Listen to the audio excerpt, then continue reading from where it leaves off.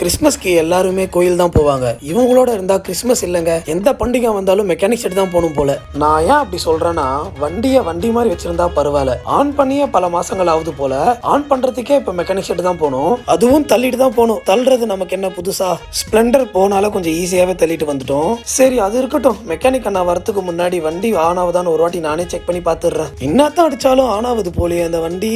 அப்படி என்னதான்டா பண்ணி வச்சிருக்கீங்க வண்டியை? ஏதாவது மேஜர் ஃபால்ட்டா தான் இருக்கும்னு நினைக்கும் போது மெக்கானிக் நான் வந்துட்டு ஸ்பார்க் பிளக் தான்ப்பா மாத்தணும்னாரு. சோ புது ஸ்பார்க் பிளக் போட்டுட்டோம். அது கூடயே ஒரு புது ஸ்பார்க் பிளக் அடாப்டரையும் மாத்திட்டோம். இது மாத்த மெக்கானிக் அண்ணா வேணாண்டா நானே மாத்திடுறேன்னு சொல்லி நம்ம பையனே மாத்திட்டான். இது வாங்கும் போதே கடையில புது இன்ஜின் ஆயிலும் வாங்கிட்டோம். ஏன்னா எத்தனை வருஷத்துக்கு முன்னாடி இன்ஜின் ஆயில் மாத்தினான்றது அவனுக்கே ஞாபகம் இல்ல. பார்க்கும்போது இது இன்ஜின் ஆயிலா இல்ல தார்கோலான்றதே வித்தியாசம் தெரியல. உங்க ஃப்ரெண்ட்ஸ் யாராவது வண்டி எவ்வளவு நல்லா மெயின்டைன் பண்றவங்க இருந்தா அவங்களுக்கு இந்த வீடியோவை மறக்காம ஷேர் பண்ணி விடுங்க.